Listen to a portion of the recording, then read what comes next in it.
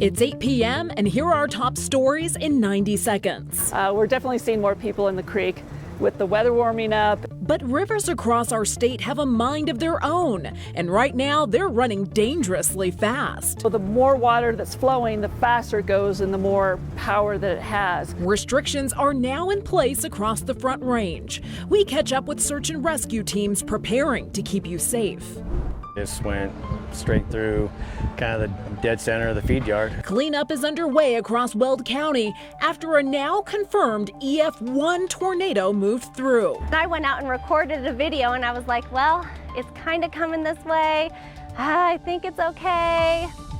And so obviously, not everything was okay.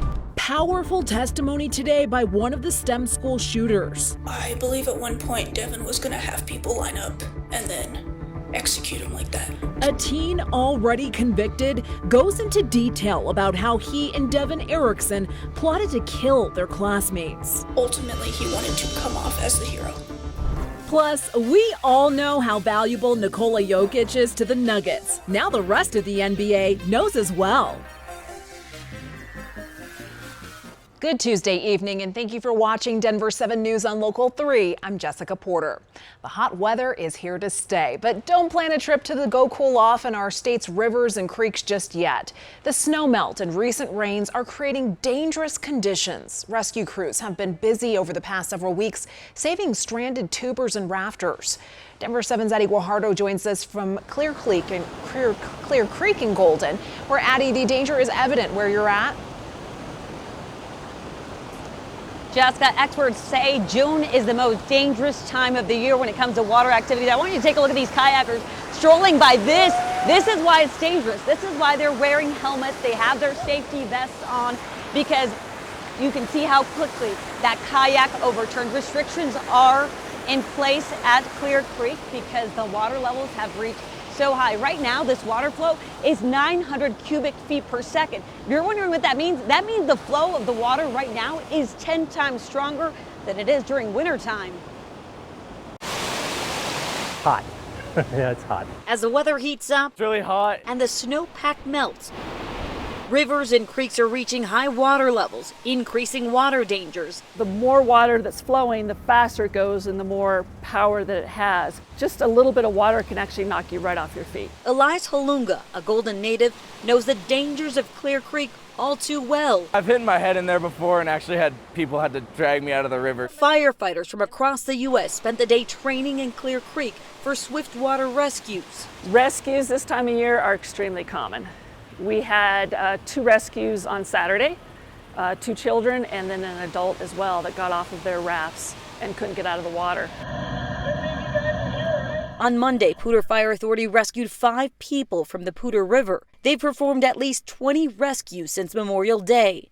To help keep people safe, access to Poudre River is now limited. One of the best things to do is put your feet downstream, so that will help protect your head and you can see where you're going. Stay as calm as possible. Officials also announced restrictions at Clear Creek due to dangerous conditions. Belly boats, inner tubes, and swimming will not be allowed. Kayaks, whitewater canoes, and stand-up paddle boards, to name a few, are exempt. If you plan to get in the water this weekend, experts recommend packing your life vest, a helmet, and a whistle in case you need to call for help. Now, I did just check on those 3 kayakers. All 3 of them gave me a thumbs up that they're doing all right. These hazardous conditions could last anywhere from days to weeks. So if you decide to go out there, make sure you check the river, the creek you're planning to visit to see what those water levels look like and if there's any dangerous conditions. Now, if you see someone out in distress, make sure to call 911. Experts highly recommend making a mental or a physical note of the last seen place you saw that person in distress to help rescuers get to that person in danger. Reporting live in Golden, Addie Guajardo, Denver 7. Addie, thank you. And besides restrictions in place in Clear Creek and the Poudre River, a tubing ban is in place for the North St. Vrain and St. Vrain Creek. This is part of the St. Vrain that runs through Lyons. Restrictions go into place tomorrow at 4. The high waters claimed the life of a man in Eagle County on Sunday. This photo was sent to us by the Sheriff's Office of Eagle River. Deputies say the man was found unresponsive by 2 others on paddle boards. He was in his 50s, but his name has not been released. Crews in Eagle County were busy dumping water on a fire near Cottonwood Pass today. The sheriff's office says the fire was around 3/4 to an acre. Cottonwood Pass was closed for some time but has since reopened. Many people in the high country may be seeing an increase in smoke, but it is from fires burning in New Mexico and Arizona right now. Much of the western half of our state is seeing an increase in fire danger, and that won't be going away anytime soon. We will check in with Chief Meteorologist Mike Nelson in about 10 minutes with our Denver 7 forecast. Today, the National Weather Service officially rated a tornado in Weld County yesterday as an EF1. That means the tornado had a maximum sustained winds of 99 miles per hour. Now locals are surveying the damage. Weld County says 2 homes were destroyed and 3 others damaged. The estimated cost of the damage between all 5 homes is more than $530,000. Denver 7's Patrick Perez spoke with farmers who have lived in Weld County their entire lives and have never seen anything like this. Imagine seeing this, heading toward your family's home and their livelihood. Never, ever in my life have I seen a tornado. Like ever. Michelle Van Hosen could not believe what she saw Monday afternoon with her own eyes and phone camera. The EF1 tornado tore through parts of southern Weld County, leaving damage behind in Platteville, the home of Miller Farms. I went out and recorded a video and I was like, well, it's kind of coming this way. I think it's okay. And so obviously, I mean, not everything was okay. Nearly half of the farm's crops in this field are gone. A bird's eye view shows the crops the tornado ripped apart. So we had beets, carrots, sugar snap peas, garlic, spinach. That's not the only headache. A semi-trailer they use for farmers markets and a combine they use in the fall, both badly damaged. The semi-trailer, we have liability insurance on that, but the farm vehicles, we do not. Just because, you know, stuff like that doesn't happen here. Over at Ulrich Farms, a few minutes from here, We're still at the beginning of it right now, so we'll just see where we end up. they weren't as lucky. Just went straight through kind of the dead center of the feed yard. Took out a couple pins, a few buildings, houses, kind of everything in its path. There's some pretty good damage. The tornado also killed a few of its cows, but thankfully no one else was hurt. I mean, all the people that live on site made it out okay, and just devastating to see what they got to go through. As the cleanup continues, both families just thankful for the outpouring of support from the community. And it's been amazing. I mean, it's been a blessing for sure. I'm Patrick Perez, Denver 7. At last check, the GoFundMe for Miller Farms has raised more than $5,000 in just under half a day. And the owner of Ulrich Farms says they haven't started one yet, but they may do so soon. And we couldn't miss another chance at showing off this heartwarming reunion. Our photojournalist James Doherty was there as neighbors searched for 4 kittens that were in a barn along the tornado's path. They had found 3 and then... Hi, number 4, you okay? Oh, so sweet. Neighbors say the moment they heard the kittens might be in the debris from the barn, they immediately went to search for them. And fun fact, they want to name one of the kittens Nader. Well, the most detailed account into the planning of the STEM school Highlands Ranch shooting was revealed in court today. Accused shooter Devin Erickson is on trial for his role in the shooting. Today, Alec McKinney took the stand. He has already been convicted of the shooting and is spending life in prison.